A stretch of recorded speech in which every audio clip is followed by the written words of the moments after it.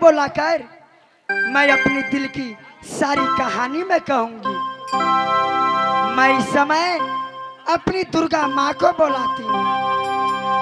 क्या कहा जा क्या बैठा ले सात बहिनी के दुर्गा माँ, चाल दिशया जो के केसिया के माला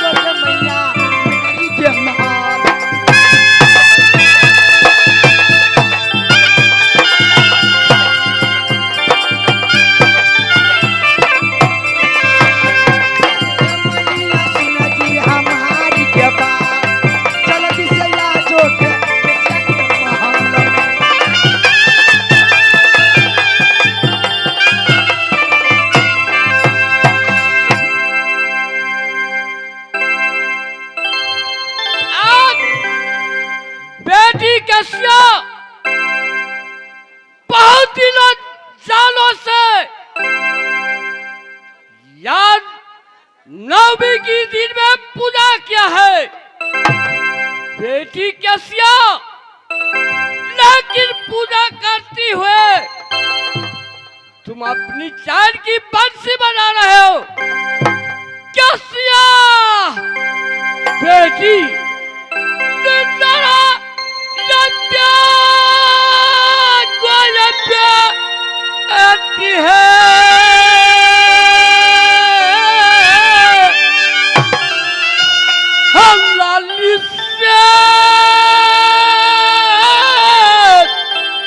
पल्ला पल्ला अच्छा मिनिया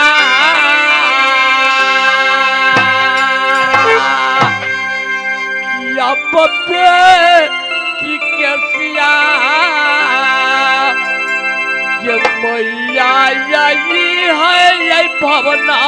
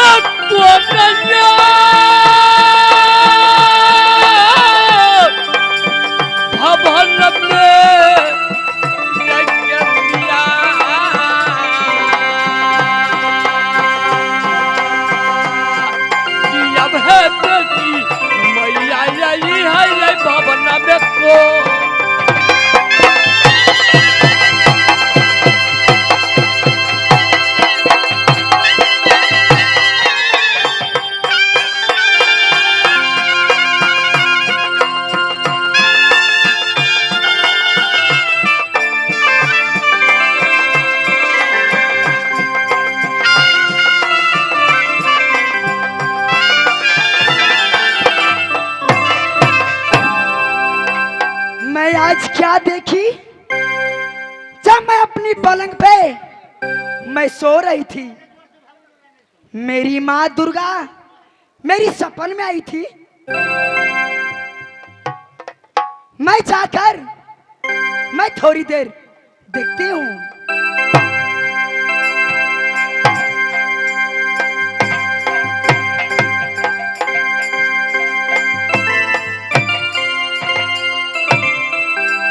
खुश रहेगी बेटी कैसिया।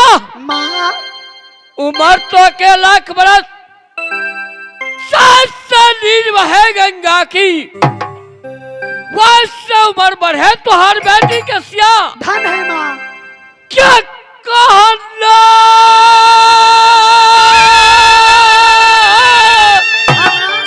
कुशाली राज्य बेटी मागे तू रगा।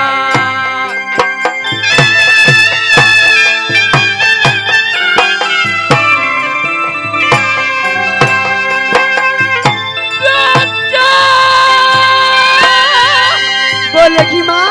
क्या सुना क्या यासु का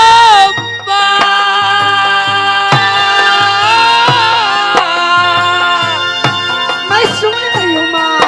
क्या कहा कर सुना वो याद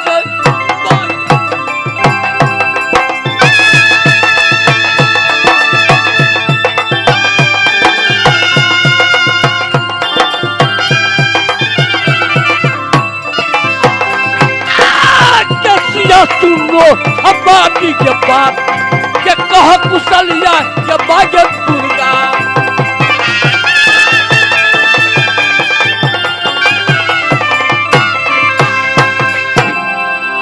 माँ आज तू बहुत अरमानों से पूजा किया है। सच में माँ। आज मांगो, बात दुर्गा देने के लिए तैयार है केसिया। धन है माँ। ये मांगो यही मांगना माँ, मैया दुर्गा से बेटी गया। ये मांगो यही मांगना माँ, ये बेटी लक्ष्मी। मैं जरूर मांगूंगी माँ।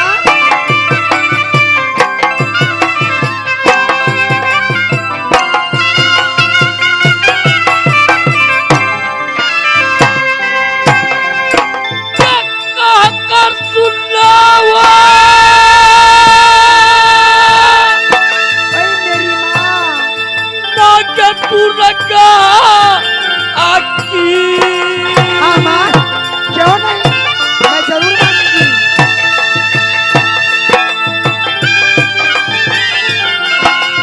बेटी है सुनगी है मानी जब बात के मगन माँ के मागे दुर्गा।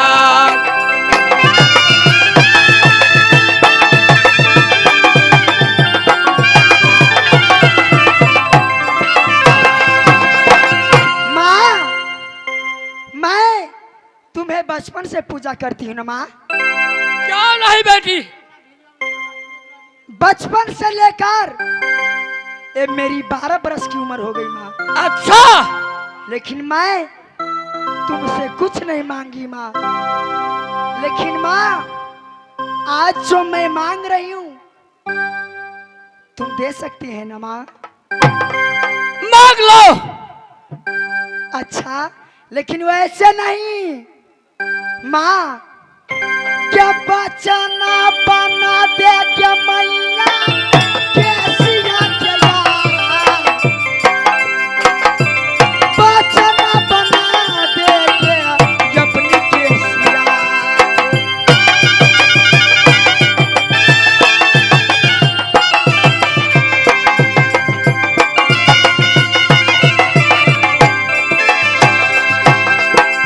बचना क्या भूखी के क्या तोरे कैसिया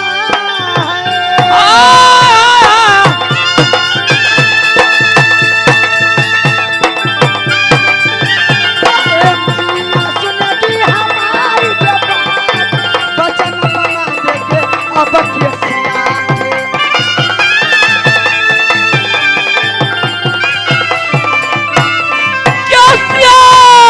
समझ गई माँ। तुम जो कह रही हो कि माँ दुर्गा मेरी महल में वचन बना दो, बिल्कुल माँ। लेकिन मैं कहती हूँ कि मैं अपनी गहवर से उठकर स्वयं तुम्हारी महल में खड़ी हूँ। तू वचन की क्या जरूरी है बेटी? माँ जब तक तू बच्चा नहीं बनाएगी तब तक मैं अपनी दिल की कहानी मैं नहीं कहूंगी।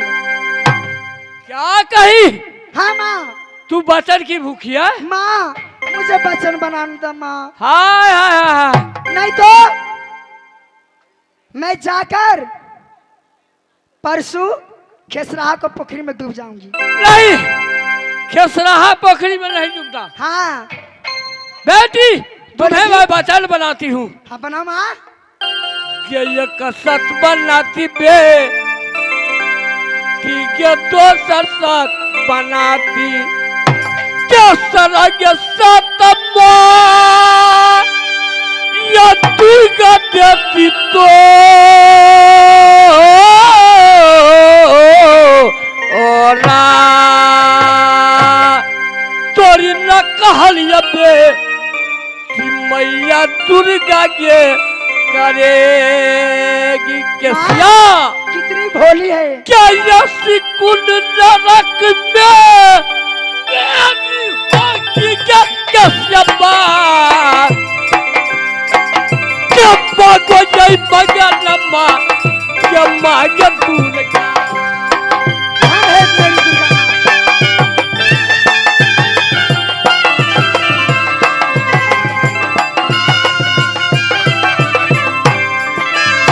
क्या मांगो मगर लम्बा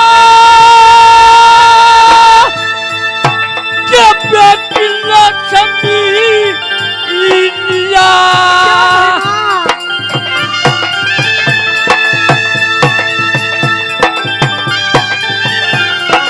कैसे सुन रहा है बात के बाद? मामा। मांगो मगर लम्बा है माह दुर्गा।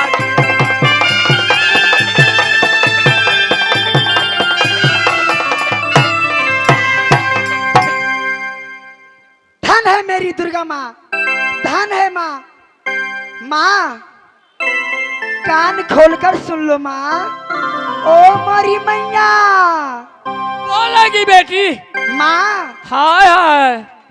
यहाँ थके हम नाती मैया हे यहाँ थारू का जाती अच्छा पैर मनाती मैया पैरू का जाती मोह के पापी के नयन मैया हे के बातो न गमा माँ बोलेगी? ज्ञ पीरा मैया तुम छई के सताई पापी के नयन के बातो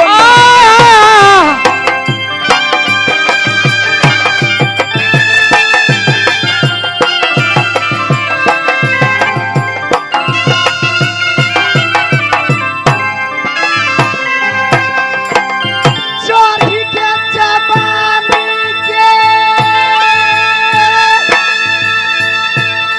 क्या माना मसता क्या बात?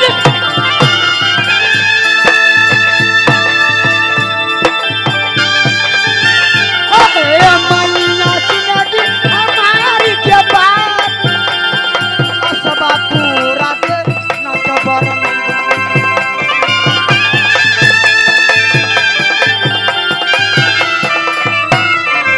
माँ बोलेगी?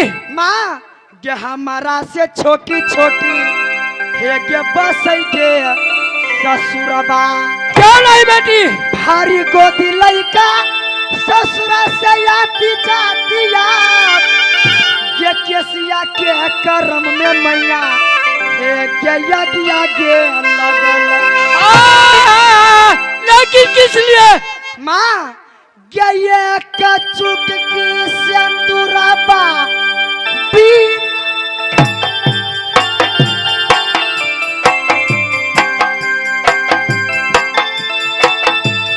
चुक की भर सिंदूर के बिना मैया के उदासी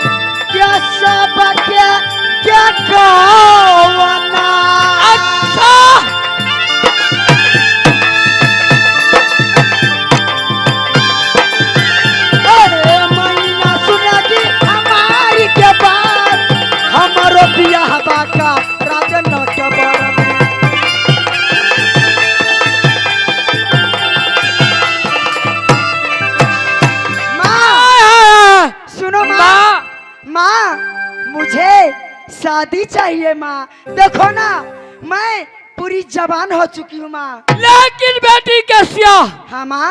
मैं कहती हूँ अभी तुम भोली हो, भाली हो, क्या दीदी, क्या दीदी, शादी लायक नहीं है। क्या माई तू भोली भाली है, तू शादी लायक नहीं है।